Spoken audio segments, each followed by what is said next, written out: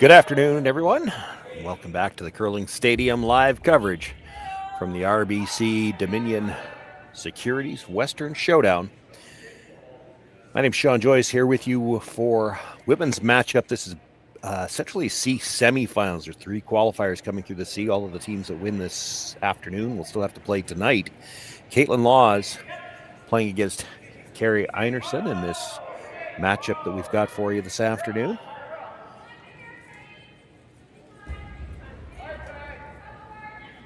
For the Laws team, it is the lead, Kristen McCuish.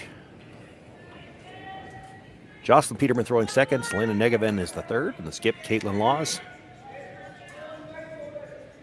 For Kerri Einarson, it's Kristen Karwacki at lead.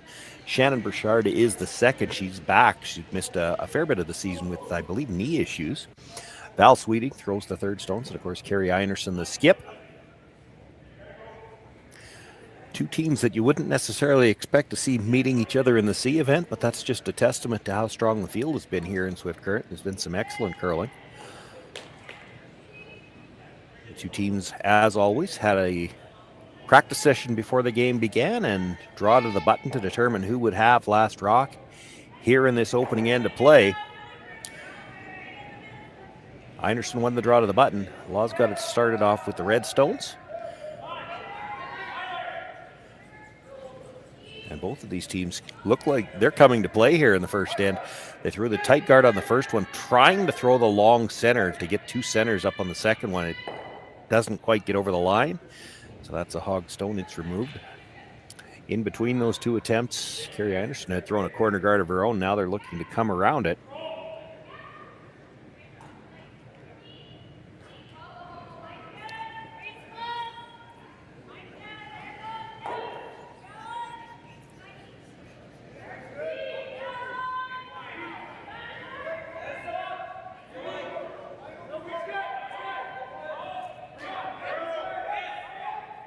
On the brush all the way down. It's still going to rub the guard now. Can they get it in behind the center? Well, they got a sliver in behind. Well, and it spins out at the end, so it's just fully open.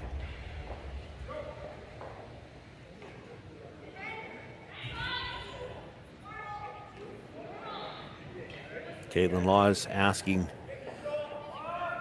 Jocelyn Peterman to try to make the hit, and I don't know if she can roll under cover or not.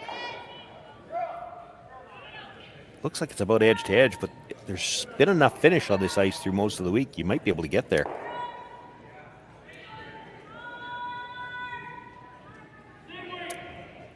This one rode out on them a little bit. She'll make contact. Shooter will roll towards the out of the rings now. Big spin back at the end, and I think it might be in. That's what Kerri indicating. It's still in the rings.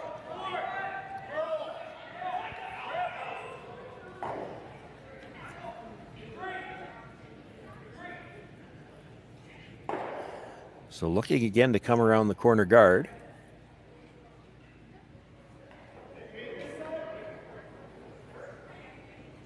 And this is interesting to me. I had a chance to do one of Kerri's games yesterday, and Shannon Burchard was there yesterday. She's not playing this afternoon. So they're playing shorthanded. Kristen Karwacki throwing her third stone here of this end.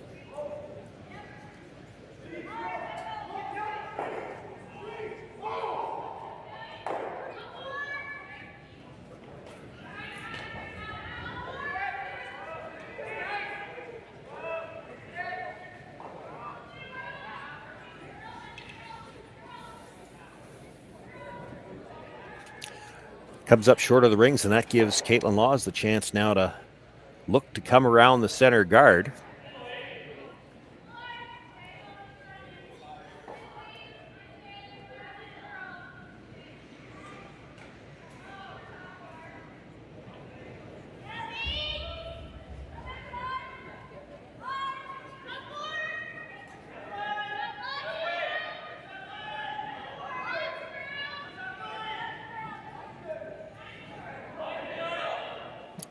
Big movement here towards the middle in Swift Current. You see that a lot of room yet at the hog line, but really moves from the hog line in.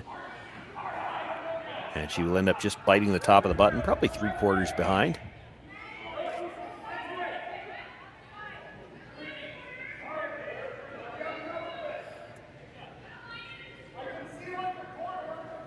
Val Sweeting now will look to play the run back.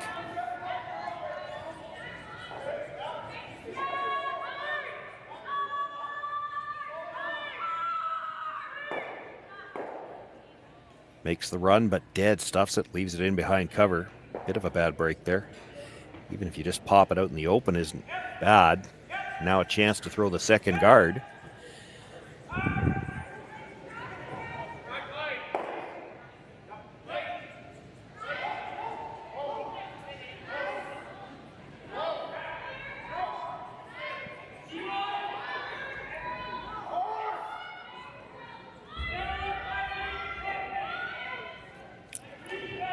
Selena Negovin on the in-turn, looking for the high guard. Needs some separation between this one and that yellow one tighter to the rings.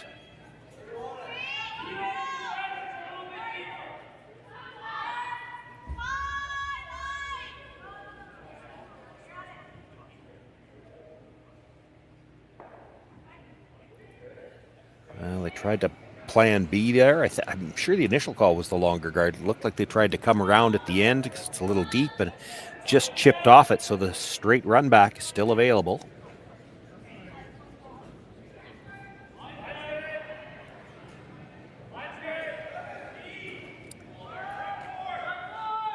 Val Sweeting dead stuck the run back on her last one. This time running back her own stone, would love to do it again. This time not able to get up to the nose. We'll drive it by everything.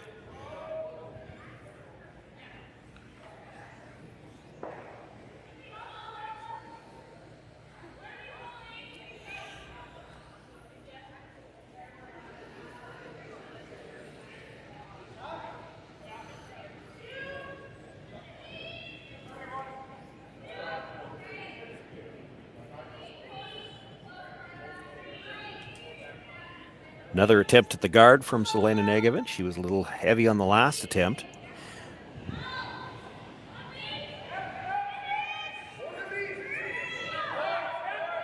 Just the single guard now when she finishes with this one, so it doesn't necessarily have to be up any higher this time. Needs to close that gap. A good job by the Brushers to get it as far as they did. I think it got just far enough. Well, Kerri thinking there might be a hole. There might be. It's not a very big one. I don't know about you, but I love seeing action right in the first end.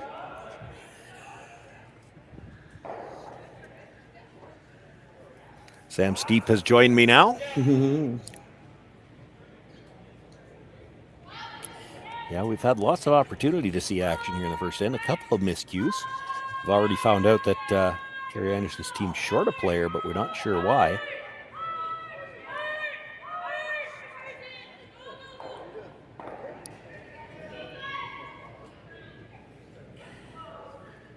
I do know Shannon was dealing with her knee issues this season. Yeah, she was here earlier in the event, though. I did call one of their games yesterday. No, it might even have been Thursday. So I know she was here, and I don't know that. I mean, this could be when you've got a player coming back from a knee issue. You hate to use this phrase in curling, but it could be a load management issue, knowing that if they win this one, they still have another one to play later tonight. So maybe she's just not playing every game yet.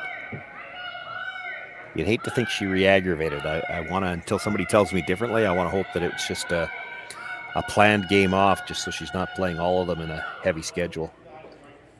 Yeah, probably watching the live stream quite closely. I don't see her on the warm side of the glass anyways. Well, she could be on the upstairs warm side of the glass too. Might be comfier. Better viewing as well, really. You get up a little higher. Although, you know, if she was here, I think she'd be accessible to the team during timeouts. So for that, she might want to be downstairs.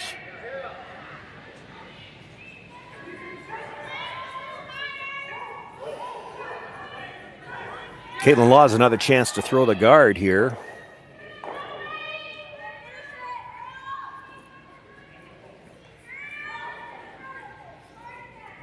You see the inside sweepers kind of swung around the back. They need this to curl again. Has to close the gap. Probably did so a little better this time. Pretty much perfect.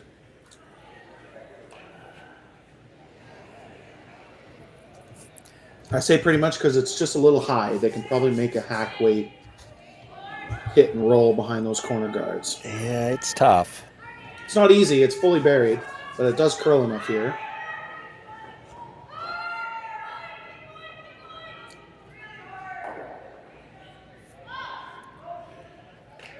This is one where the fact that that little spider at the back of the 12-foot makes a difference, because you might be able to find either the double combination on the reds or run the other one straight back. If you were just trying to get away with a blank, you might play a run back of some sort or another here. You're not getting a blank. Be pretty hard to blank with how many guards are in play, but it could. Yeah. By the front one, she's got to get by the tight yellow. Not going to. Now, does she end up with second and third out of it? Second for sure, and that one will stop as well. So she's got second and third, which, that complicates things a little bit for Kaitlyn Laws. You got to look around, and that's what you can see her doing. Has she got anything she could run in for three? What's the angles look like on those yellows? If you're worried about her running something in, you might hit second shot and try to roll over for second yourself. I'd be pretty tempted into tapping the red to the top button. They're calling top 8, which does the same thing. I just think tapping to the top button almost secures the steal 1. Could be a little dangerous leaving a double for 3.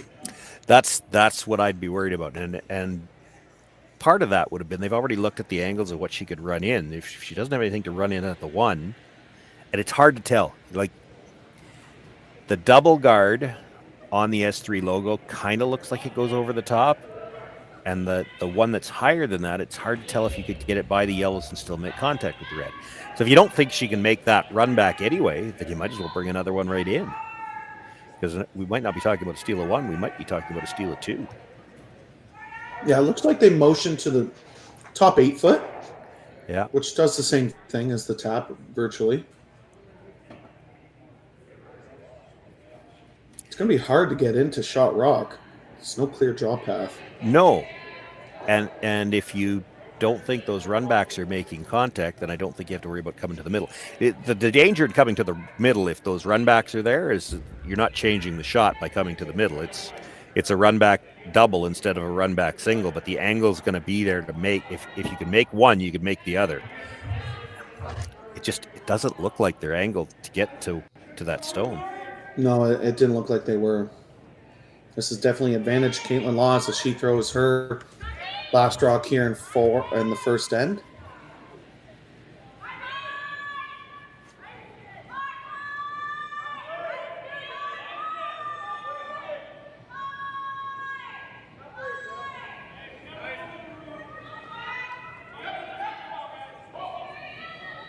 Comes down, sits on the red, taps it back a few inches, so there's a little bit of separation between them. Now they might have lined up the splash. It's a rock higher, so if you're playing one of those run backs, does it make contact with the higher one now? And it might. Pretty risky. It does look lined up, though. I don't know how risky it is, because what else do you have? Yeah. If you're touching one of them, you're at least cutting it down to 1. It still looks like it. Okay, it's time to get the ruler out on the screen. It still looks like it comes towards the high end of it. Well, it might hit it where you could actually get both of them. And that is my phone on my screen is not touching the red, but that's a bad measurement probably. I used it. I have an actual ruler on my desk. It's for other things, but I use that. It does look like it might just touch it. Of course, whenever you get two rocks that close together, there could be a little bit of drag. There could be a little bit of drag depending how she hits it. Boy, if you could drive this onto the front end of that red stone that was just delivered, you could get the double on the two reds. It could be for 3. What kind of swing could this be? It's looking like a steal of 2 right now. Kerri Einarson with her last one. Looking to at least touch one of the Reds. Could be a shot for 3. On to 1, on to 2, and it does go over the top of the Reds in the rings. It'll be a steal of 2. Kaitlyn Laws jumps out to a 2-point lead here.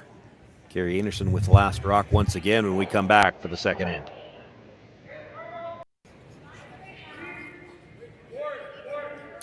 2-0 as we begin play here in the second end. Kerri Einarson still with last rock, and the difference now with a 2-point lead. Kaitlyn Laws tried to throw 2 center guards last end. Now they did hog the second one, so she only had the one.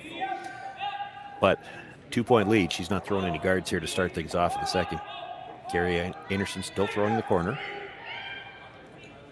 Yeah, and I had a coach when I was in juniors once tell me if I gave up a steal in the first end, just pretend like I didn't have hammer. Forced them to 2, now focus, not just try to put it past you. Mainly, the main message is to forget about it, focus on the next 7 ends, and not just the fact that you gave up a steal in the first.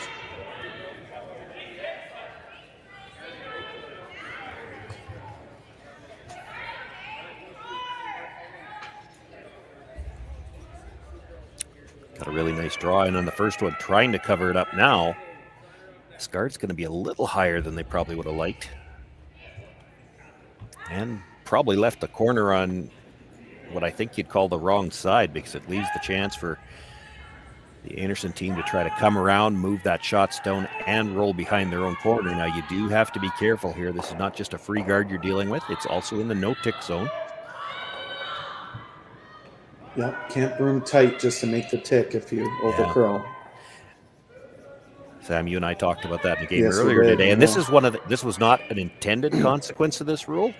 Because I'm not overall in favor of the no-tick zone, because I like the tick shot, but I do like the effect that it had on this shot, because now you have to play this shot with a lot more precision. You're exactly right. You used to just tight ice that shot and make sure you touched one of them, and now you can't. You actually have to commit to going after the rock in the rings. She actually got to the rock in the rings fairly easily, didn't have it thin enough to get the roll behind cover. She stays in the open. Yeah, I mean, playing with 3 is hard. Sometimes, the repetition of getting to throw 3 rocks is a little bit of an advantage from time to time, but one sweeper in the sport that we play now is just a major, major downfall. It could depend on the sweeper, I would say. There's a lot of teams that feel it's an advantage to play with 3 from the repetition of the shooting side, and the disadvantages aren't as big as they used to be, because a lot of rocks are swept with one sweeper. The caveat to that, where it matters, is your one brusher, how good are they at the footwork if they have to go from one side to the other? Because it's not easy, especially if you're push slide type brusher. It's really tough to switch back and forth. You've seen it. It's come up a lot of times in the last couple of years, and I know they're discussing now at the world level, the administrative level, what to do about 3-handed play, whether or not it should be allowed to continue, even for that matter. There certainly is the feeling that it's an advantage from the thrower if you get 3 reps an end. Just rubs the guard on the way by, enough to go by everything, and really didn't get the guard out of the way either. So this is kind of back to what we saw in the first end, one little miscue, and now Kaitlyn Laws can guard a stone in the 4-foot. Yeah, Team Einarsson's going to have to make a run back now at some point this end.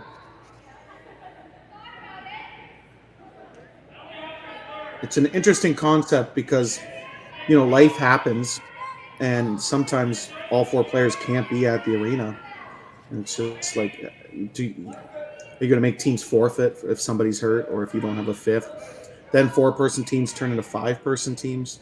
Then professionals are going to need to make a little bit more money to be able to fund a 5-person team. It's very interesting.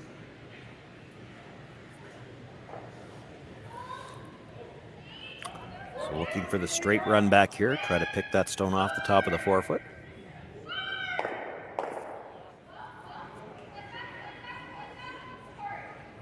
Val had a couple of these attempts in the first and dead stuffed one and just missed the second. Maybe the third time's the charm. Being a lefty, she sees a little bit more of this rock. Needs to hit it just off nose. I think that sweep call at the end was just make sure we're clearing the front. You'd hate to hit, just off the nose, stay there, and still miss the rock in the rings. Yeah, that's exactly it. You don't want to do what they did last end where they had 5 or 6 rocks not being able to be run back because they're staggered.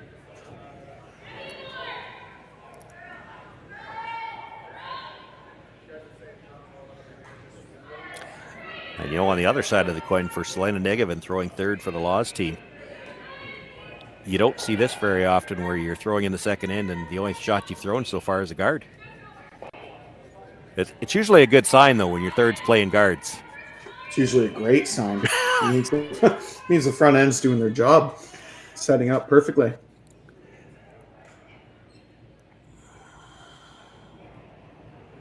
No mistake there. Yeah, and that's all she's thrown so far. Now there's a little bit less distance between them, so Kerri's going to try the double peel this time. Not sure if it's lined up or not. Could get lucky and touch the yellow on the way by, too, and send it to the center. Probably not, but looks I'm like a dreamer. It goes over. Looks like it goes over. Boy, she's got to make contact. That's thin. Left it dead buried.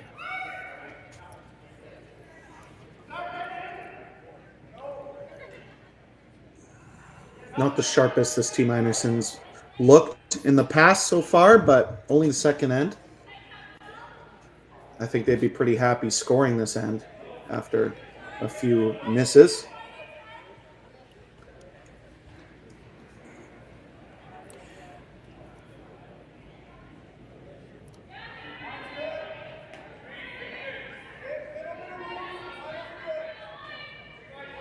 Just calling for the tight guard here. They'd be okay with it biting the 12-foot, sit 2. It would be tempting to come right in here, maybe not quite this early.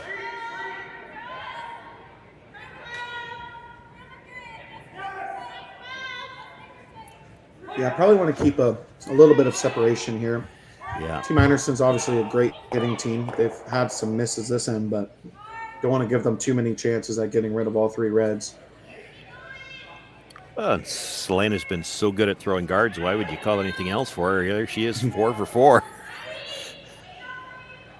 Yeah, it's so good that Team Einarson just going to set up a freeze or a run back. So definitely an aggressive call in the second end. Yeah, I get it, though. It doesn't look like you're headed for a blank. If you're going to get forced, why not try to get forced to 2? This is third's last stone. It's as good a spot as any to make an aggressive play. It's tough to make a really good aggressive play with the setup you've got right now.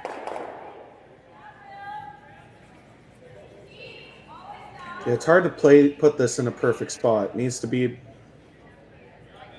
half buried above the current shot rock would be perfect, but it's got to curl they're calling heavy.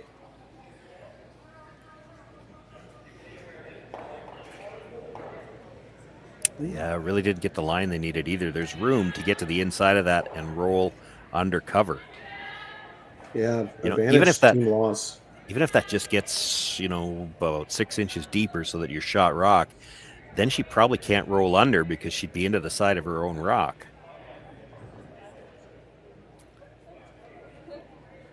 This is the kind of rock she gets the roll under now. You could be looking at a steal of 2 again. Yeah, if she makes this perfect, you'll probably see Einarson. You'll probably see Kerri throw the angle run and hope to get rid of both reds. So that's what you think she's playing. What do you like, Sam? Do you want to roll dead behind or half in behind? Because if you're half in behind, she can't really pick it either. It'll jam. Yeah, half in behind's perfect. Half in behind, that angle coming from the other side may not get both of them either.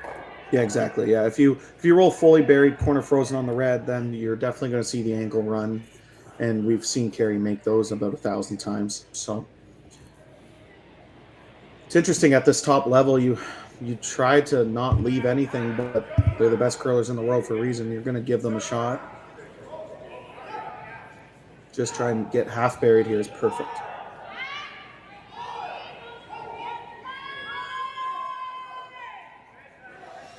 Well, they're on the brush right away.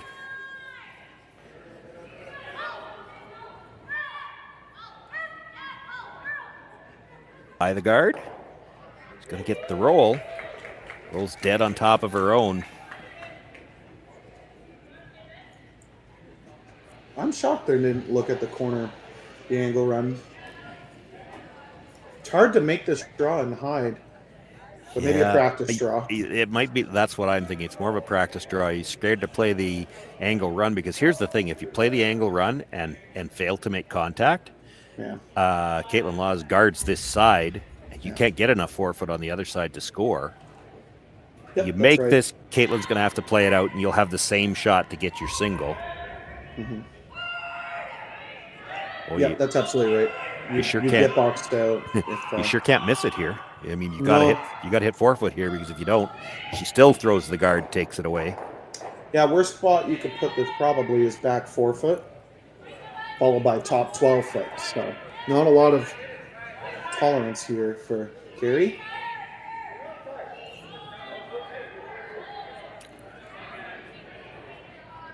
And it does look like it might be a little strong.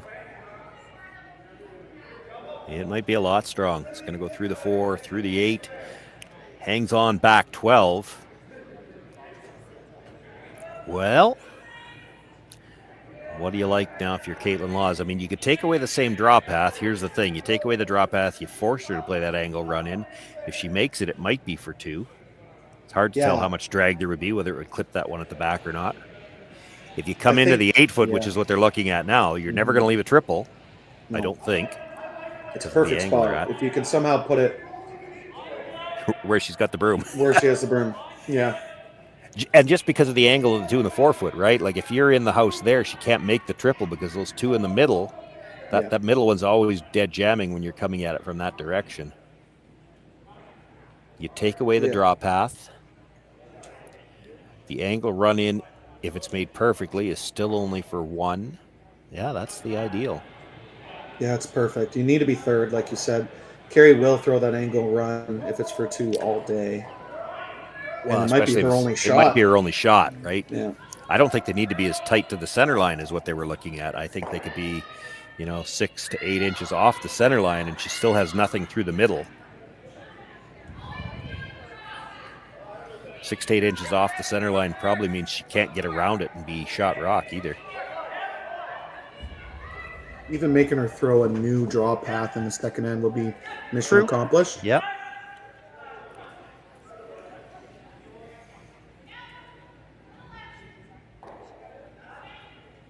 Kaitlyn Lawes' last rock here in the second end, looking for full 8 foot.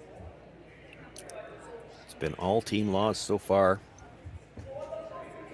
They must have had good power naps in between games.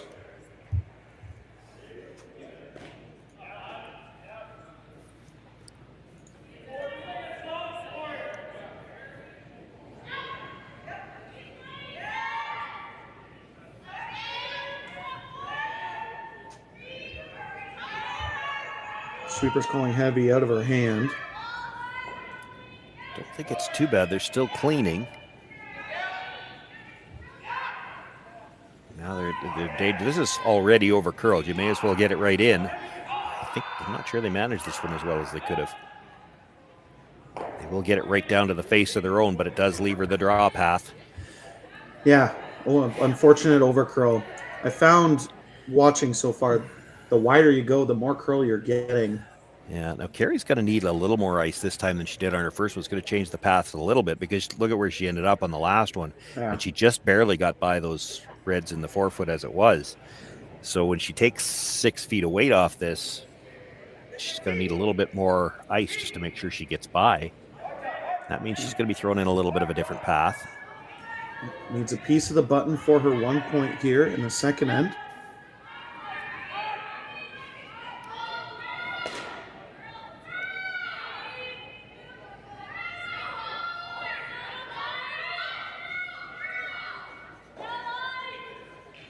jumping up to help the sweep. A little heavy on her first. Both of them brushing this all the way down. Kristen Karwacki has not left it. Are they going to be able to get it to the tee line?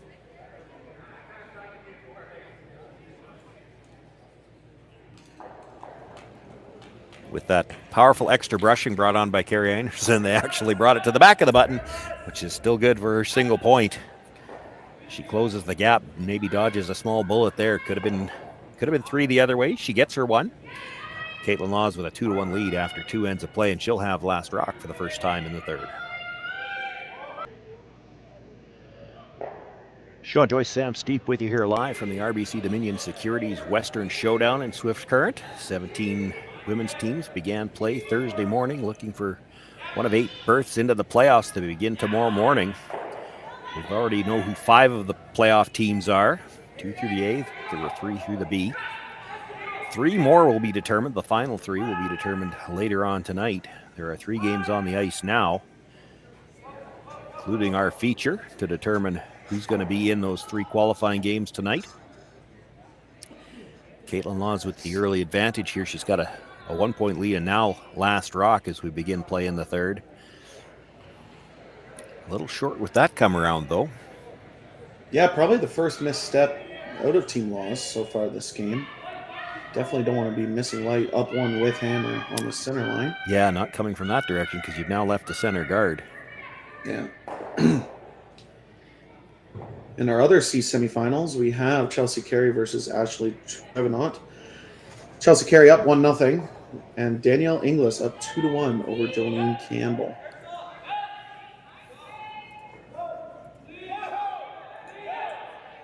The 3 teams waiting in the C final are Team Delaney Strauss, Team Inglot, and Team Kayla McMillan.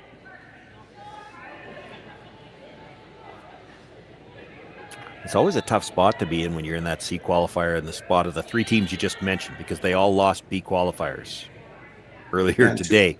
So they're coming off a loss. And when they do play tonight, they're going to be facing a team that has had to win to get into that game. So there's a little bit of a difference in the momentum.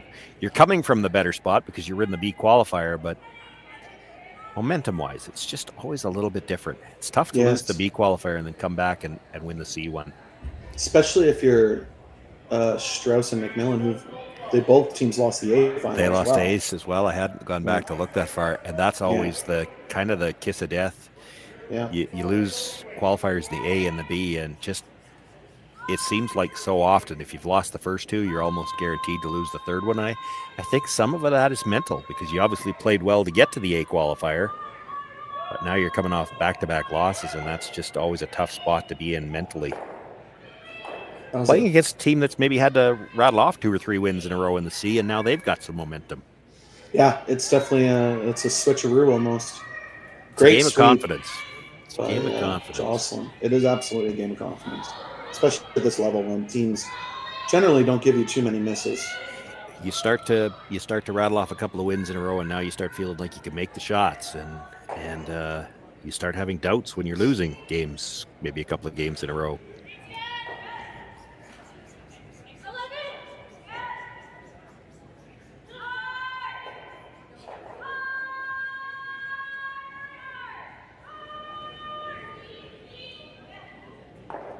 Kristen Karwacki tight by the guard. She will make the hit, but she's going to roll out into the open on the other side. Yeah, both teams with back-to-back great sweeps, one by Val Sweeting, one from Jocelyn Peterman, holding rock straight, which isn't easy on this ice. Lots of curl here in Swift Current.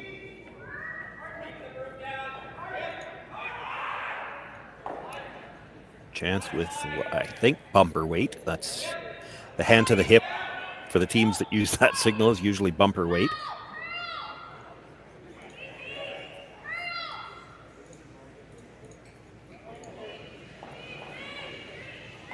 Needs to get to the inside of this for any kind of roll. Outstanding.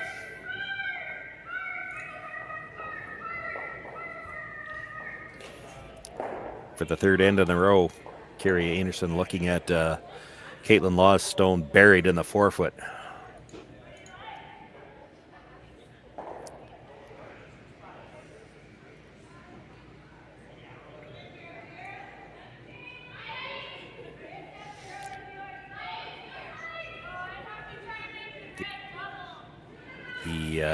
for Val being left-handed, the in-turn draw looks easier, but it's a little tougher to get to shot rock that way.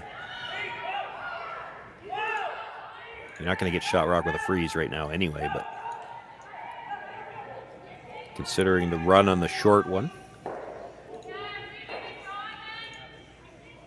Problem with the short runners, if you don't make contact, it's still buried.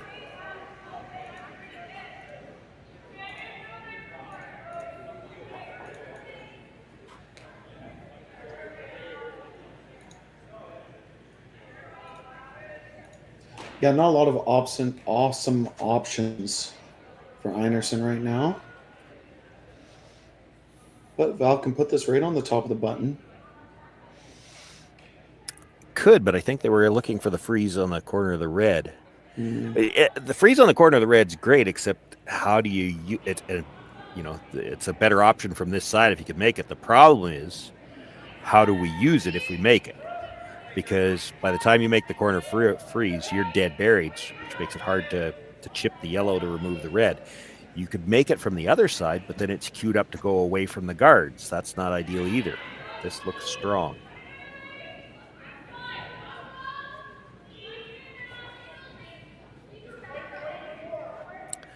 No matter which way you were playing it, you didn't want to be that deep. Did it stay for shot rock? If it's shot, Kaitlyn might have to make a play on it. Oh, I love it when they point. It means we don't have to guess. Yeah, Team Einarson's probably going to have to play with fire this end at this point. Well, they might already be. You saw it. I don't know whether you saw it there. There's a plan B call on this, too. If you come too tight by the guard, they could chip the red guard and actually sit shot third and fourth with that stone at the back of the forefoot being wide open. So she's got options here and has already considered them. Now, that was a little back on the release. I don't think she's going to get anywhere near the guard now.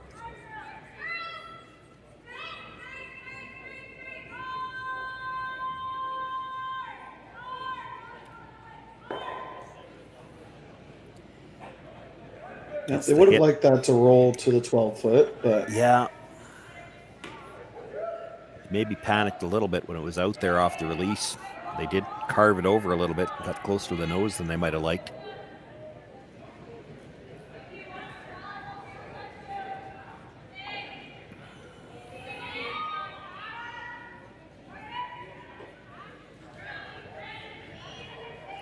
Scary to throw this as a straight draw. It's probably there. Val is a lefty, so she sees a little bit less than what a right-handed curler would do. It's probably edge on edge for her compared to having a little bit of air, but definitely still there.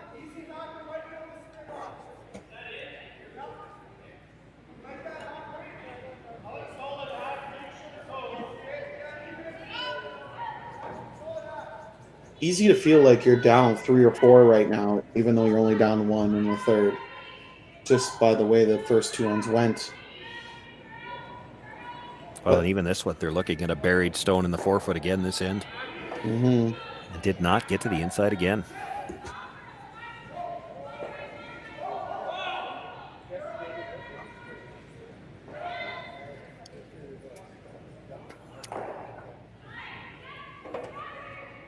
Yeah, if Laws hits and rolls to the 12-foot, you'll probably see Einarson draw the top of the button.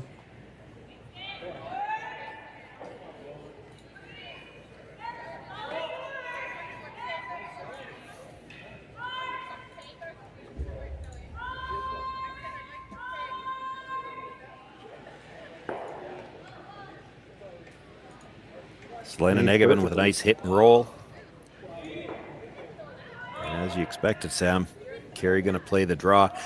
You know, she kind of has to here. As much as you hate to see a big end come up against you, if she hits that stone out at the edge of the 8-foot, it doesn't even matter what she does. Like, she can't roll for shot. And Kaitlyn's probably coming around to sit 2 buried. 3's already in play. You may as well try to make the draw. Yeah, you have 3 attempts, really, to shrink that scoring area down. Could even still a potential steal.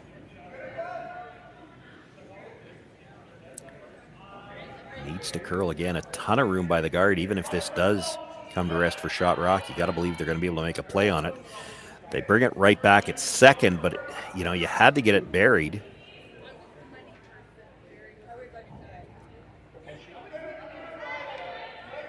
Not getting as much curl as maybe they expect. Obviously, they're missing the weights by about 3 feet so far this game, but Kaitlyn looking at the draw to the top of the forefoot. The split's still okay on the red one. pretty dangerous if you try to play a backline hack weight hit. If you end up over curling and splitting, you're sitting 1, 3, 4, or 5. It'd be pretty tempting. Yeah, no, for sure, because it opens up that stone at the back of the forefoot, and really, the yellow guard and the red shot stone are dead lined up. Like, if you move the red guard, the tight red guard, Kerri Einarson still doesn't really have a shot to get shot rock out of there cleanly. And her second shot at the back of the forefoot would be pretty vulnerable and exposed. Looks like they're making the attempt, but this is out there again.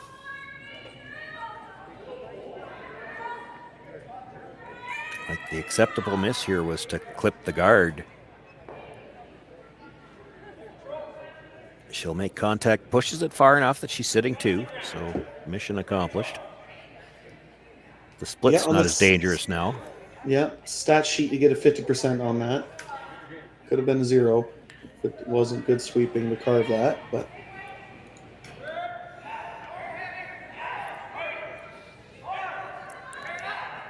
another chance for Kerri to get this into the top button.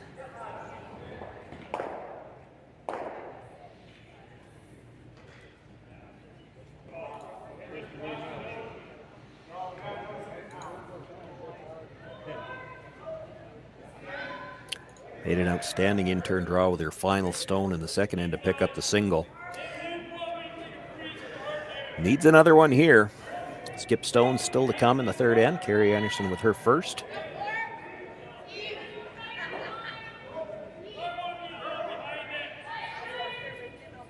I do have a funny feeling that they sharpen the stones for this event because it is getting just that little bit straighter. Still great ice conditions and still getting a good amount of curl, but maybe the skips just haven't put the broom quite in the right spot yet. As this slides a little bit too deep as well. They had the right line though.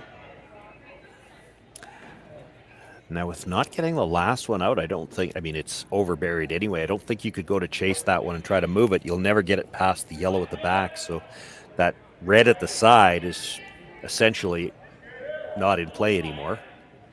No, not unless Team Einarson lines up some kind of double. True. But, yes. But it means you're playing straight draw here anyway, is the point. Yep.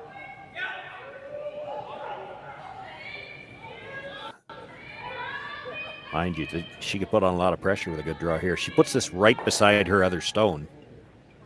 I don't know what Kerri Einarson plays with her last one, to be honest. She'd be in a lot of trouble. She'd have to draw the edge of button, get a quarter buried, and hope for a jam or something, which is very specific and very difficult.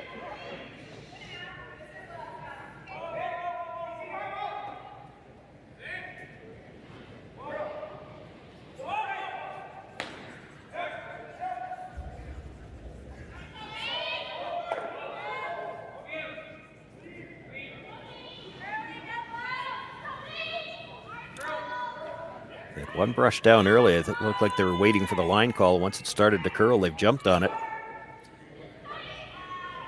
Still plenty of curl here. This does not look like it's got the weight, though. Well, and that could be the shot that Kerri Einarson needed to get out of jail a little bit. She's got something she could come around now. They're staggered. That's absolutely the miss she's been waiting for. Team Law is pretty much perfect until a couple of miscues here in the third, and that was definitely not the right miss. There really is no run back on the center line anymore. No, if this draw's made, she probably has to play the out-turn draw, tap the stone at the top of the forefoot into the button area. It's certainly a high enough guard that's definitely makeable. You could even play it is. With, but yeah, it's only for one, though. Yeah. Yep. And then that looked like 2 or 3 early. chance for Kerri Einarson to shrink that scoring area. Even on that shot, she puts that shot in the forefoot. It's looking like 3. Yeah. Big opportunity to switch the momentum here. Should be close. This is her 3rd draw in a row. 4th draw in a row. 4th draw in a row, yeah.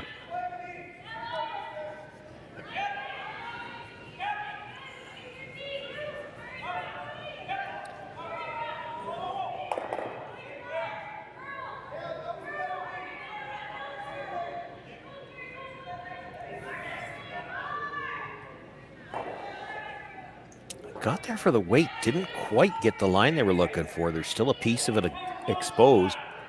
And with that late finish, Kaitlyn Lawes thinking she's got enough room to get close to the nose. Move it back far enough to get 2. Definitely worth the risk. The tap is pretty difficult just to get to the button. Yeah. Anyways, so might as well try a shot for 2. You know, you look at how thin she'd have to be on that yellow to dead jam it on the yellow at the back. This is probably either a 2 points for Kaitlyn Lawes or a steal of 1. I don't see any way in between. I don't think you're partially jamming this and rolling out. I think if you're not dead jamming it, I think you're staying in the forefoot somewhere.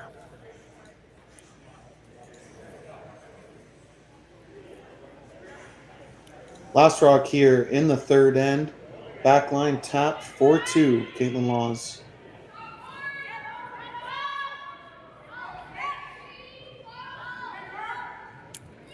Jocelyn Peterman, the tighter brusher, just cleaning really. They're waiting for the line call. There it goes.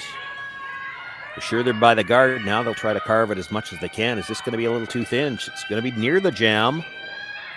And it does. Jam's too solid. It's a steal of 1. And, you know, as much as this game might have felt like it's been all Kaitlyn Lawes so far, we're now all tied up after 3 ends of play. It will still be Kaitlyn Lawes with last rock in the 4th.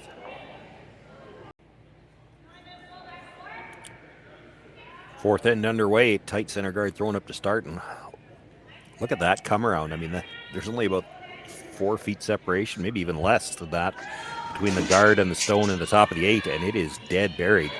That finished hard. Kerri looking to come right around both of them.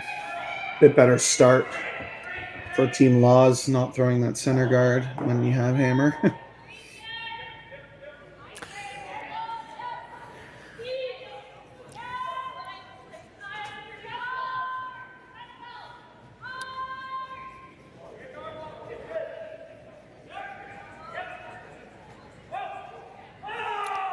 You know, we talked about this a little bit earlier in the game, Sam, and I'm noticing on that shot, and so a question has come up, and let me give you the preamble so I can set this up right. But we talked about the 3-player teams and whether or not it might be an advantage or a disadvantage, and especially the issue being the 1 sweeper, I think. And I just wonder if it influences the calls at all. For instance, on the Einarson team, Val Sweeting prefers to brush with a slider, so she's push sliding, which means that her natural side to sweep on is going to be when Kristen Karwacki throws her intern. So do you lean to the intern when you know that that's what your brusher is on her natural side, and then it makes it really tough for her to switch around when she has to carve one in? Whereas I think Kristen Karwacki, is brushing with a gripper. Yeah, it's definitely something I'm sure they thought about, and they probably talked about pre-game. Yeah, it's definitely a strategy. They knew this was Shannon's first event back. They knew that it was most likely going to need a rest game. Obviously, they're probably listening to professional physios and medical people that know what they're talking about a lot more than what we do. Well, you know, when they set their brushing up, there's no doubt that they did it. You know, lots of brushers have taught themselves over the years to brush with 2 grippers. But in this particular lineup, you got 2 right-handed brushers, and then Val Sweeting being a left-hander. It's actually, she could sweep from that side all the time, and she's going to be on her stronger side because she's always sweeping with a right-hand brusher who tends to be stronger on the other side. So she's sweeping with a slider. which is how you can get maximum pressure, but it really makes it tough to switch. So that's great when they're playing four-handed, but it's that little bit of a problem when they've only got one brusher. Here you see at the end when they're looking for extra curl and she has to switch around. Well, her push foot now is the one with the slider on it. It's hard to do the footwork like that. Yeah, I mean, and Val's also played mixed doubles a lot. I don't know how much sweeping she's done, but I'm sure she has slider swept quite a bit. Whether you've done it or not, you're still not as effective when you're off on the offside with the slider because you just can't get the same downward pressure. Yeah. There is Team Fujisawa does slider sweep and sometimes backwards, what I call backwards slider sweeping, which obviously isn't effective, but they go for more faster reps than they do pressure. So it's interesting for sure, but obviously not as effective. When we're comparing, you notice there that both brushers for Kaitlyn Laws were two grippers on the way down. Yeah. No, it's certainly, sweeping is changing pretty much every day in our sport. And definitely, I talked about this when I commentated alone this afternoon. I said it's interesting to see the different sweeping techniques by all the athletes on the ice. There's not, I don't even know if there is a right answer. Obviously for men, especially the taller, bigger men, they kind of get away with less technical curling sweeping wise because they're so big and strong. They can have bad technique and still get away with it, compared to maybe compared to women where they have to be very technically sound sweepers. And obviously a lot of this level they are, but it's interesting to see how they go about the sweeping techniques. Different research into it, that the techniques that are taught at the highest level have changed as well. Once upon a time, they used to teach everybody to sweep what they call open. So the broom is on the skip side. Kristen right now is sweeping closed, where it's across her body. Mm-hmm. And the latest research that I've seen has suggested you can get maximum pressure closed and with a slider, because you can get your weight outside of your hip line, or your feet outside of your hip line, which means you've got more weight on the brush that way. The problem is the footwork becomes tricky. So it's good if you can stay on one side all the time, because then you can always get that maximum pressure, but the footwork is tricky if you have to switch around to the other side. May have caught them a little bit there. They were looking for the chip and just goes by everything and through the back. Yeah, a couple of misses on both teams. They stuffed the peel and then missed a tap opportunity for Team Einarson.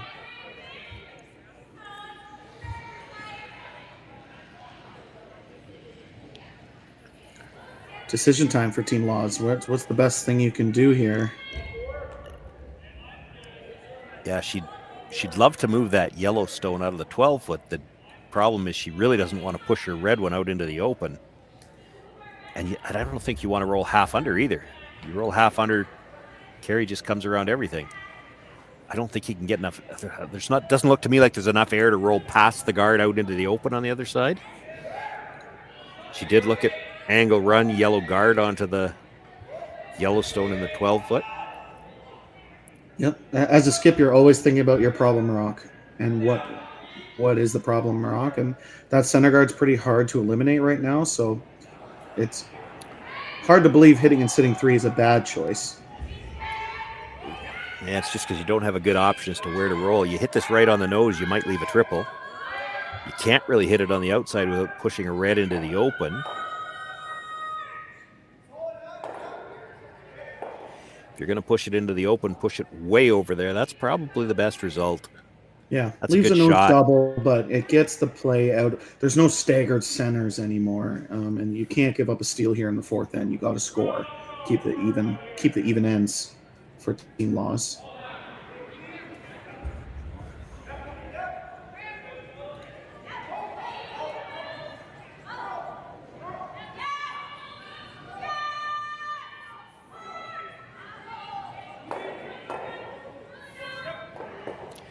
Stuffs the hit and does not get behind the corner or behind the center guard either. He's got a sliver in behind, but still be enough there to make the play on it. And on this one, I'd say you'd like to roll a little bit past the other one if you could, where if she has trying another one of those straight back doubles, she doesn't get a chance to roll behind the center. Yeah, you'd love to roll to the edge of the bite, the 12 foot would be perfect. Yeah, Team Einarson kind of stuck in the middle of two shots there. Obviously wanted the double and knew it was going to overcurl and didn't quite roll behind the center guard.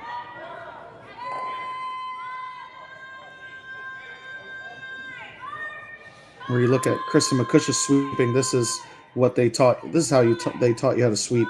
2 years ago this was closed, barely any weight on your feet, lots of grippers, downward pressure, and 2 grippers. That's how they taught you 2 years ago.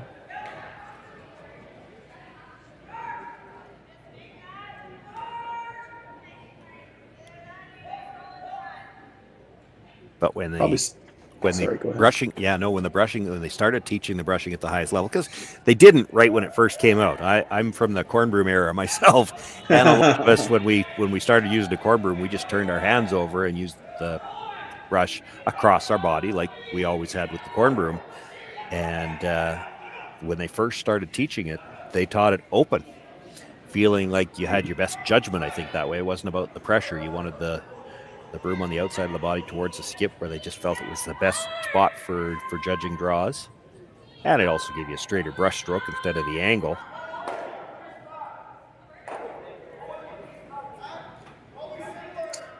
Yeah, it's in our sports, the sport like curling, just like most sports, are just always going to evolve into better, more efficient techniques for the top level, and it'll come down to tier 2, tier 3 level as well. And one thing I will say is I don't think I've ever seen, well, I shouldn't say that. There's maybe, if there are any, there's only a handful of players that would ever switch their hand position. So for instance, if you're open on one side, you're going to be closed on the other side. Lots of guys switch sides. I don't, off the top of my head, I can't think of any of them that switch their hand position. So if you're open on one side, you're always closed on the other side. Not a lot. Some young players were lucky enough to have a coach that was smart enough to teach them both ways right at the start. Yeah. And obviously you still have one stronger side than the other, but with a hit and roll out from Selena Negevin, it's very interesting. When I switch sides, I'm closed one side, open on the other side. Yeah. In mixed doubles, I slider sweep when I sweep my own rocks, and because we're on clocks, I slider sweep a lot. So I've learned how to slider sweep, but not as effective, obviously, and it takes a lot of practice to be able to slider sweep and be effective.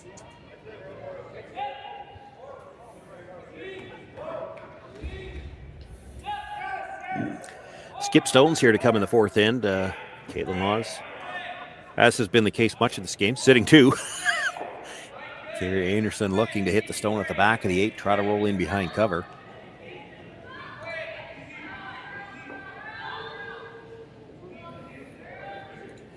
Throwing a little bit more weight at this one. She's trying to get a flatter roll if she could keep a piece of the 8-foot, but this is going to stay on the outside. Boy, does it even stay for shot. Just. Yeah, this is interesting. Since it's shot raw, Kaitlyn will have to hit it, and then Kerri Einarson needs to make a decision. She'll probably have to hit and just concede 2 points, but depends on where this stops, right? Yeah. Like if she rolls any to the outside, she might be able to hit the one in the top 12-foot, roll behind the guard, and be shot rock. Yeah, it's important for Kaitlyn to roll kind of towards the 8-foot a little bit. At least dead nose. Dead nose is probably good enough.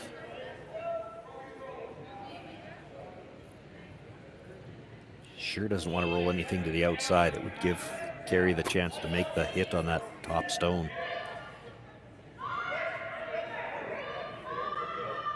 You'd hate to let her off the hook like that.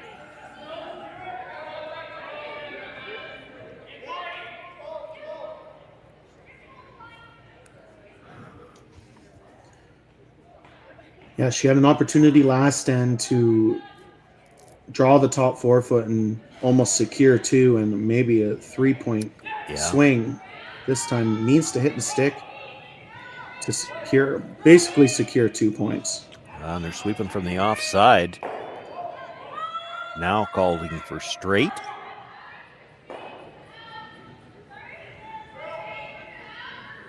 She'll roll into the 8-foot.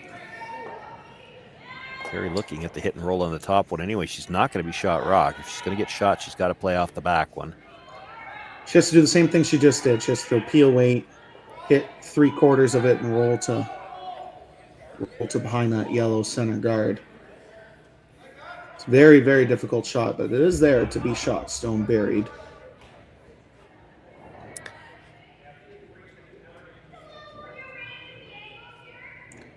There is one men's game out on the ice, Team Moonybrook versus Team Charlie Thomas.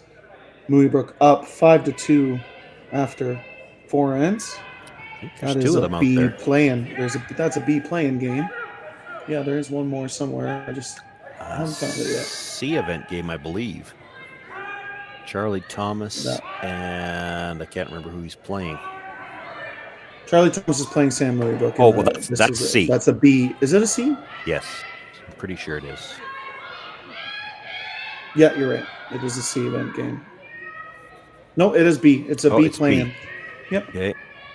Oh, yeah, that's right. The C event hasn't started yet. No, the men started a day later. Yeah. Kerri didn't get the roll, so it'll be a nose hit for 2 for Kaitlyn Laws here in the 4th to take the lead 4-2.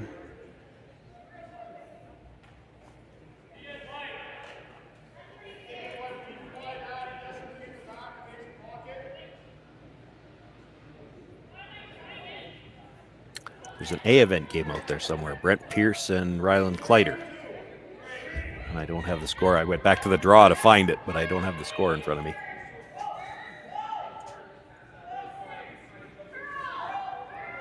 Last rock here in the 4th.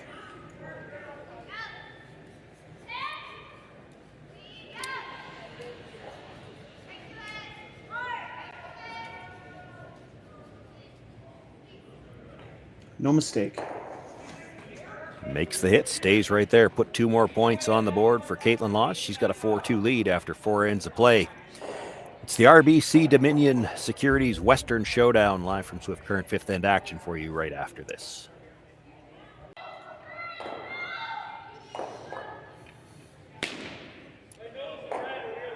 Two points for Kaitlyn Laws in the 4th has restored her 2-point lead as we begin play here in the 5th. And certainly we see both teams have been willing to play with some offense right from the start of the game. We've got 2 guards again here to start things off in the 5th end. And a come around now, and some eagle-eyed individuals in the chat as well. Yeah, Kristen Gordon now. Yes, she did get married this year.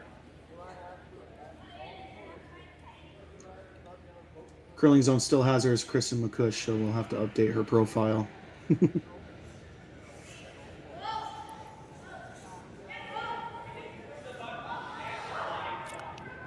looking for the come around there. It comes up a little short, so now Kerri Einarson going wide on the out turn, looking to come around their own guard.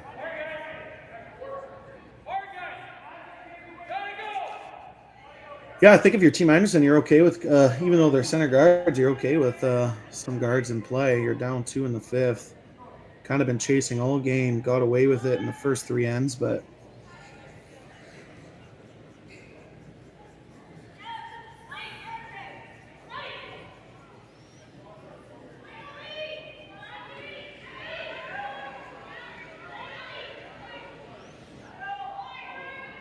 and that wide path would be so difficult. Yeah, and well short anyway, but we've talked a lot about the brushing, and there's a spot where you see just how awkward the brushing is for them playing that particular turn, because Val Sweeting, with a slider on, is starting off on the wrong side of the rock to sweep, to hold it straight.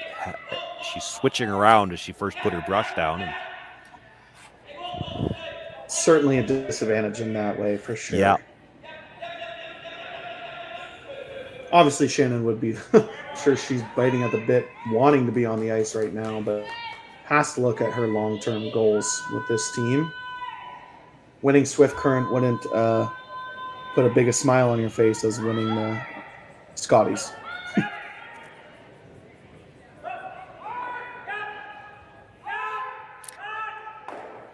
Looking for the tap, but they get past the nose, taps it back on a bit of an angle, leaves the 2 red guards touching each other.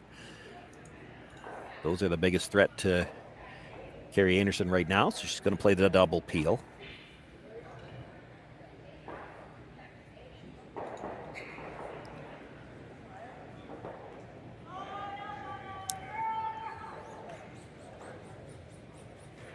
Especially with Team Kerri Einarson comfortably in 4th in the world. No, they're not worried about dropping out of the Grand Slams by any means, as this did not go. Yeah, catches a little thin, their spins it way. into the rings. I can't help but keep noticing how awkward the brushing is. So there you see with a takeout attempt, Val Sweeting couldn't start on the other side. So she started on that side, knowing that would be the side to brush on to keep it straight. But now her foot's on the wrong side to get the momentum going. It's an awkward brushing setup. Probably a little easier for those brushers who go with 2 grippers, but then you're sacrificing some pressure. It really is no right answer other than to just dig deep and kind of like the old days, you got kind of make your shot out of your hand, which is very difficult, but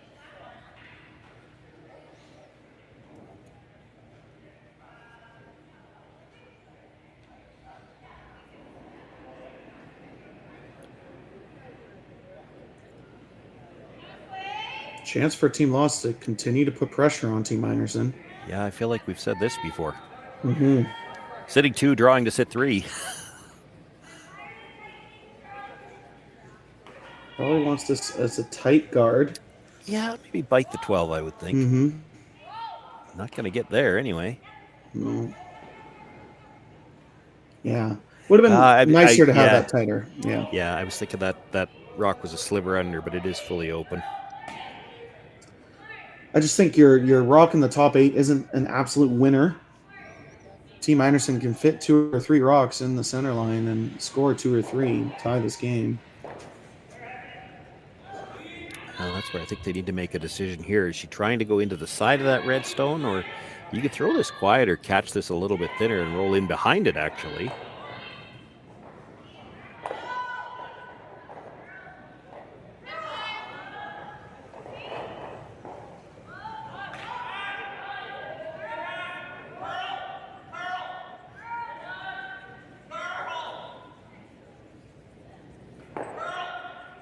Just going to hit it on the nose. Now, the nice thing for the Einarson team is with another nose hit, the angle would start to look pretty good for a double. So if Kaitlyn's going to hit it, they've got to play for the roll.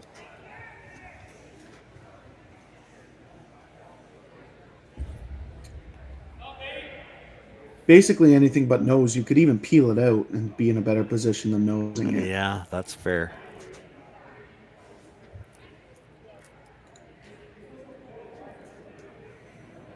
Obviously, you don't think about that when you're in the hack, when you're trying to hit and roll to center.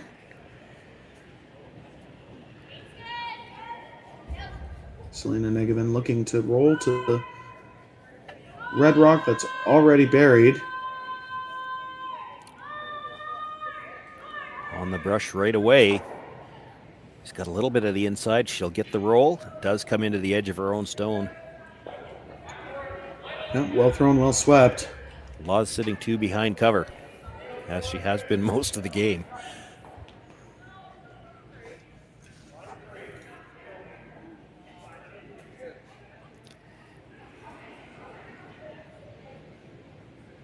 The angle on the 2 yellow corner guards into the reds is probably there if you need it. You wouldn't play it this early.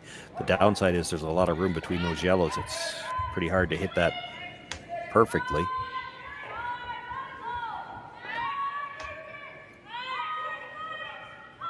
Got a chance to get at the stone that was just thrown directly. Got to get by the guard. Does.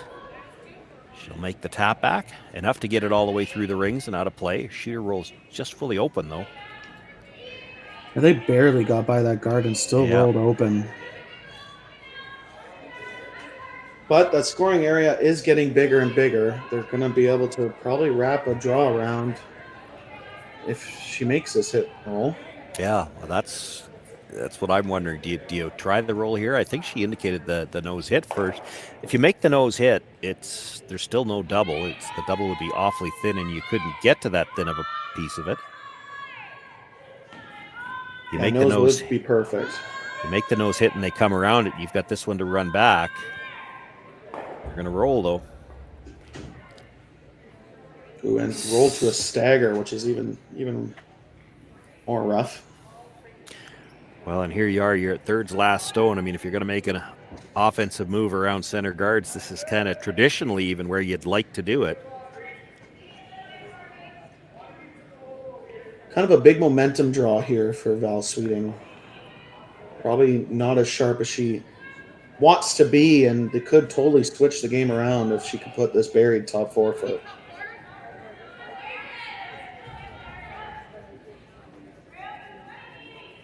Team Law is currently sitting 13th in the world. Still in those Grand Slam rankings, but drifting back a little bit. Pretty big event for them. Both brushes around to the carved side now. Got a piece in behind. It just didn't come as tight by those stones at the top of the 8-foot as she needed to get buried.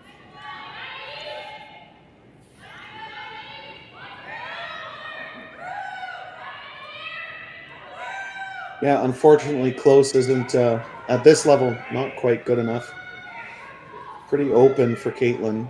That center line sometimes can get fudgy, and curl will just snap on some teams. So still important to eliminate that stone. Yeah, and fine if she rolls right out on this one. I don't think you want to stay around in the 4-foot at all. It's probably easier to hit and roll behind there than it is to make that draw. If you roll to say where the broom was, Kerri's going to play the hit and roll in.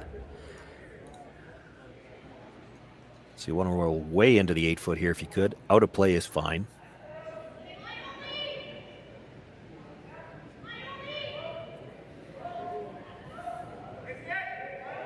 Kaitlyn lost first stone here in the 5th.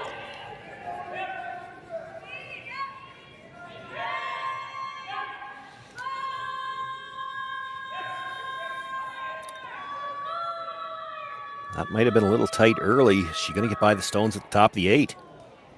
No. A little bit of caster's curse there. Just too many times today I've seen when you're near that center line with that board weight, it can just take off. Well, and she didn't need to play it that cute. Like, just get rid of it. Peel it out is fine.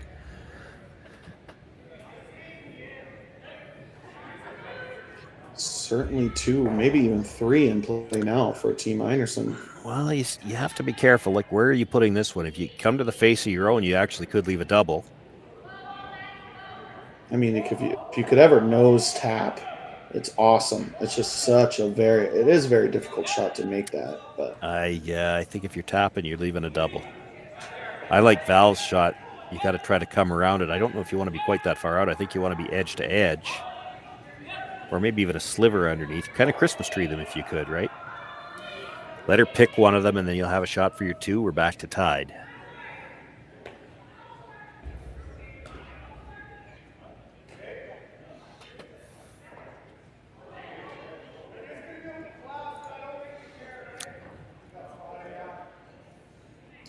so I believe they're going to the back 4-foot, but wide open, or almost wide open, maybe even a quarter buried. Yeah, not much more than that, I wouldn't think. Edge to edge is probably okay. I just don't think you want to leave her the air so she could hit and roll in.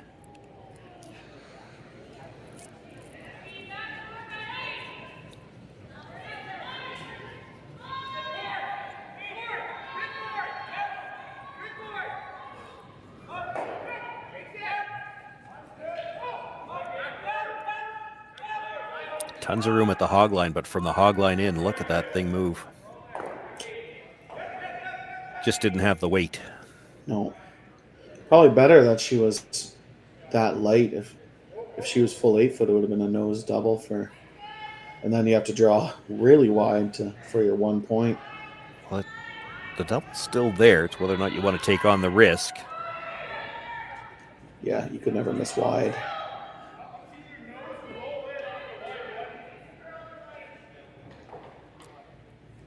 The draw is great because even if you miss full 8 foot, it's going to be really hard to score 2.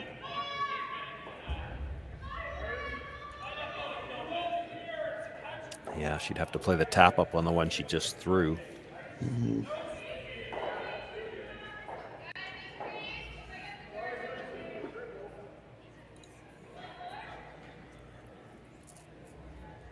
If you get shot rock buried, does she ever run it back? That is so risky, but it might be your only way to score 2. Yeah, they probably would have to, depending on where this finishes.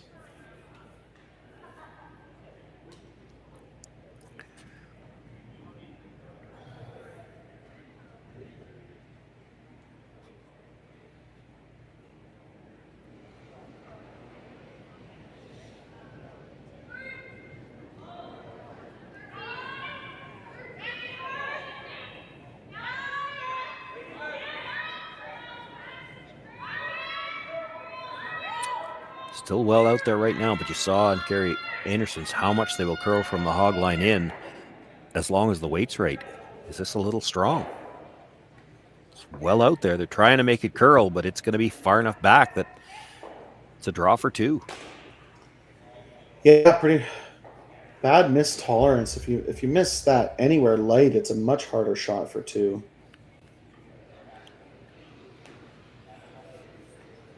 Still needs a bite of the 4 foot, but does have backing now.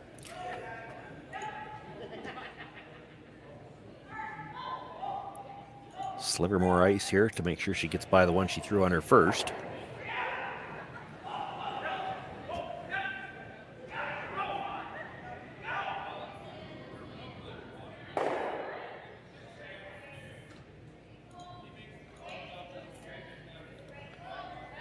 Last rock here in the 5th.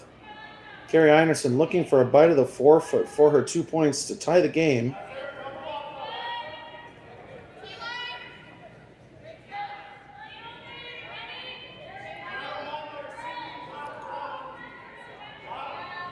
Looks to me like it's inside the line that Kaitlyn had, but this might be stronger still. A little light on the first one and a lot heavy on the second one. A little bit of a missed opportunity. Just the single point for Kerri Einarson here in the 5th end. She still trails by 1.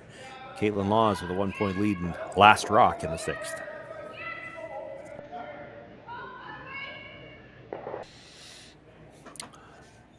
While we were in the commercial, I actually didn't notice the first couple of shots to see how we got here, but I have to think the first one slid into the rings. Then we see the hit and roll to the corner. That would be a very good guess. You saw them? Or no, the screen was the ads were, they didn't have the mini screen up to watch the shots. So.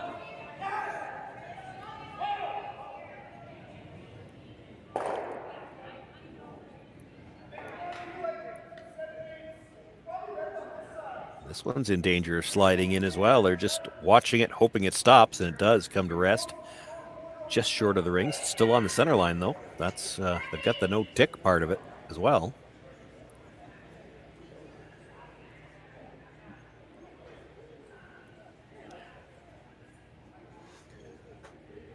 Yeah, I believe Team Einarson will be going very hard for a steal here. They'll probably which guard. Is why I'm surprised that Kaitlyn Laws is throwing to this corner, because I think you're right. I agree. I think Kerri Einarson's going to throw a second center guard here up high, and when you split the house with the 2 reds, you've got jams on both sides.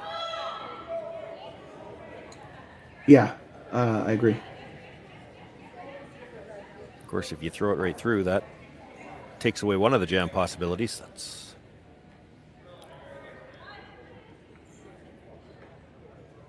you just have. But I do agree. You can't take away both peel lanes.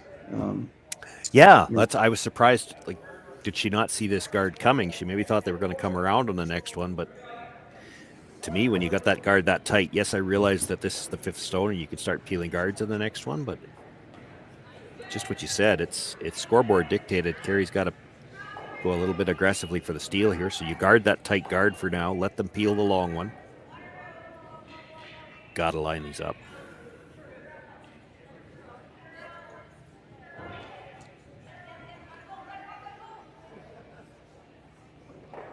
Pretty well executed one guard. One of the hardest shots in curling. I think you're just peeling the tight one, though. She didn't get it. She didn't get the coverage. That guard's no good by itself, and you can get at the tight one right now. Yeah, they'll just have to replace the tight one behind the current high one. But yeah, it does delay everything by a shot. Well, and if you're going to bury the tight one on the long one now, you don't have the center line split anymore. That tight guard's in a great spot if you cover it, and if that's the one you're coming around with the last stone, you could be dead buried splitting center line. You could be in a very strong steal position.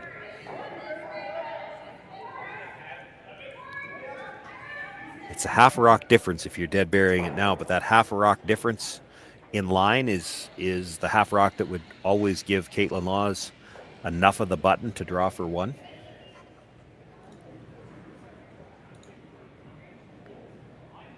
Yes. And that's really been the story. It's not that, I mean, the Einarson team has struggled to make some shots, some runbacks, but it's not like they've missed anything by 6 to 8 inches. They're just missing. They dead stuffed a run back in the first, then they just missed the next one, and it's been shots like that much of the game.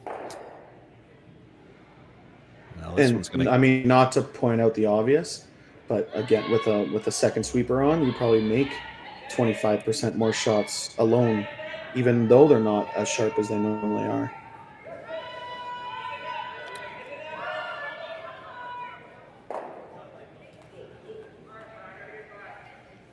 A little strong on that draw. It comes all the way past the guard out into the open, and Jocelyn Peterman now being asked to hit and roll at the open side.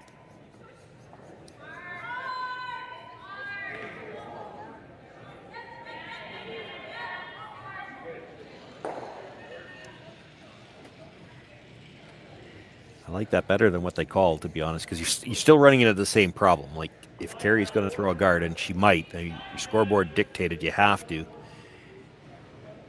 you've still got a clear peel lane for that long guard if you had to. Yeah, roll the open side, you're one jam away from giving her a chance, right? The last thing you want is your skipper to having to draw against 2 or 3, even if it is in the wings. One pick and all of a sudden you're losing by 2. So really important. Little things add up to big things.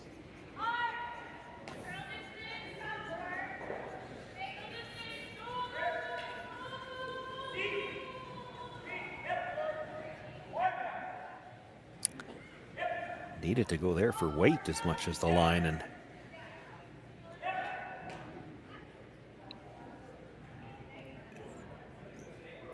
the double peel's available there if you wanted to take on the risk. Kaitlyn Laws is looking at it thinking there's no reason for us to take the risk. Just going to peel the tighter of the two, which is still by no means tight. They are overlapped.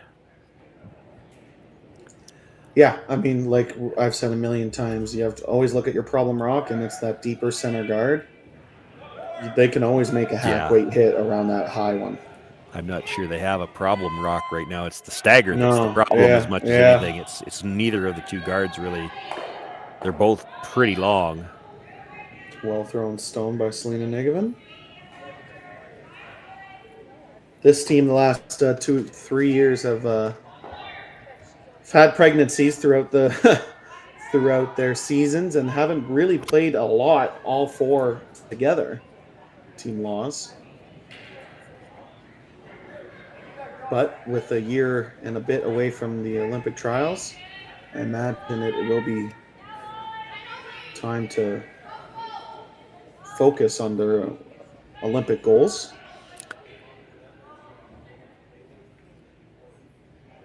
They've done a heck of a job staying in the top 15 with many different lineups in the last couple of years, and playing months after having babies is just incredible. Curls out past the guard again, but now because that stone's in the back of the forefoot, to peel the tight one is tough. I mean, you could make it. You could put it between the reds. It's possible, but there's risk. That's what she's lining up. Yeah, I guess it really depends how good your thrower feels. I mean, it's pretty risky to peel the tight one. We're getting late enough in the end that you peel the long one. If they manage to make the come around on the tight one, it's not going to be a long run back.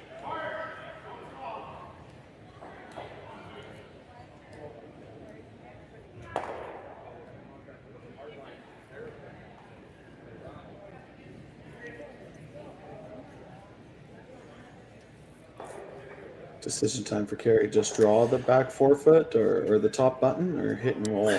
Well, some of this comes down to what you think the shot progression is going to be. If you make the draw here, Kaitlyn Laws probably doesn't play the run back. She probably just peels the guard off. And now what are you doing with the last one? Like, it's hard to sit two in a great spot. You almost have to come top house, I think. Top button. You can't come to the back. You come to the back, she's peeling the guard, I think.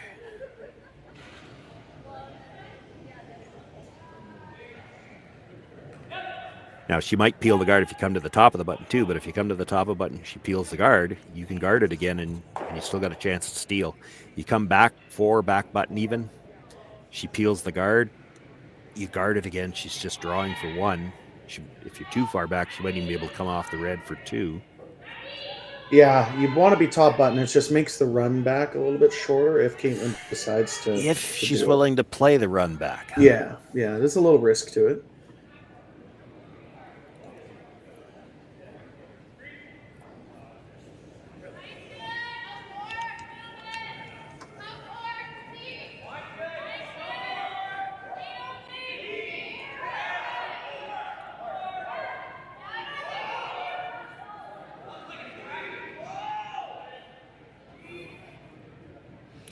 Plenty of room by the guard, and again, plenty of weight. Kerri has struggled with her draw weight in this game. She's going to come to rest back 8. Well, that might change the call for Kaitlyn Laws, because if you peel the guard now,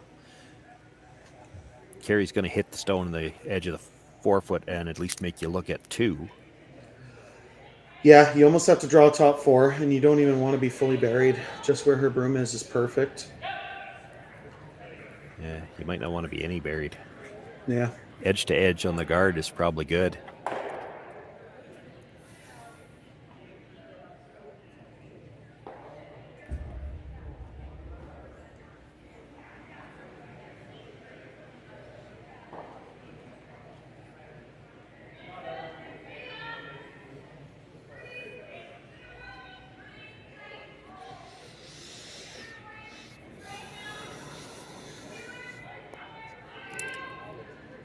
Kerri still might have a decision to make here.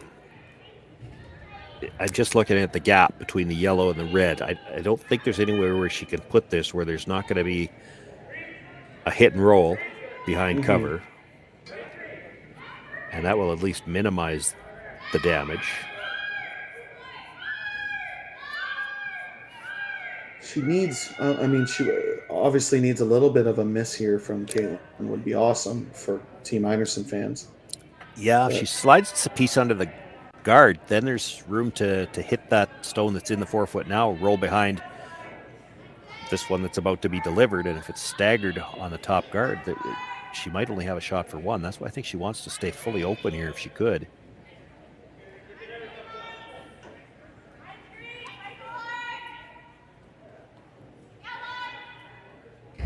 This needs to stop curling or it's going to be buried.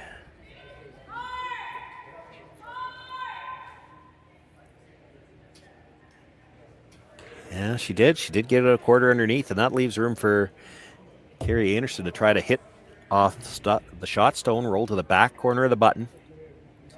She'd be dead in behind cover. Yeah, maybe a get out of jail free card here if she can make this. Might even have a good chance of stealing if you can put this fighting the back button. Yeah, you look at where she's going to make contact. Like the front edge of that stone's only just an inch or 2 behind the tee line. She could have a pretty big chunk of the button if she doesn't have the pinhole covered even from where she's rolling.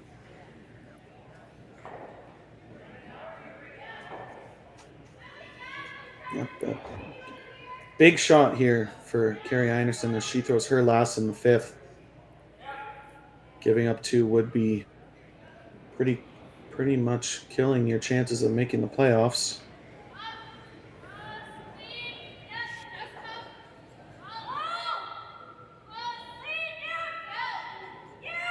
Sweep calls are off and on, so you know this is close. Starting to curl now. Has to hold the shooter. This might be a little too thin. and didn't get the red one out of the rings. Well, how greedy are you now if you're Kaitlyn Laws? Pretty tempting to throw a back line. She's looking at, can she come down to her own and get, but Selena looking at, there's room on the intern side. Yeah, pretty much low risk. You just can't throw a board when you're trying to throw back line. I mean, you're always scoring. You crash the guard, you're scoring one. But if you get by the guard, this could, honestly, this could be handshakes. Like 2, you're still playing. 4, I don't know if you are. I don't know if she knows how much she can see of that rock. She has a thick quarter, like 2/5 of a rock at least. She's probably, I certainly understand this. She's playing it safe. We're going to play the heavy draw, and if I don't get it all the way out, we're still getting 2. But this is one where you throw that, you're kind of trying to throw back 8 foot out of your hand, and then as soon as you know you got line to make contact with it, let the brushers go and see if they can move it far enough. Yeah, looked like Selena did a great job at convincing her skipper to throw a little bit more weight than she maybe wanted to. It's the vice's job. You never want to be like, no, you're playing this. You're just slowly convincing her to do what you want. Well, what did she see when she got down to the other end? It looked like a lot of ice to me. And maybe now that she realizes how much she could see, I can't see her changing the shot. I can see her maybe tightening up the broom. Yeah, I'm thinking the same thing. She saw what we are seeing in our camera, that she has a lot thicker piece than she thought she did. Yeah, so now she's definitely stepping it up to play that, say, hackish. She's convinced herself.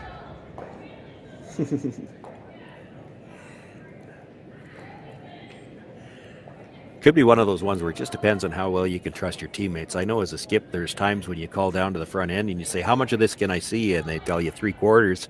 And then you get down to the hacks and realize it's dead buried. Because the guy that doesn't have to throw it will always lie. So she maybe just didn't believe them. It's probably true. Sometimes you got to see it with your own eyes. Yeah. Last rock here in the 6th end. A chance to win the game. A hack waiter for 4.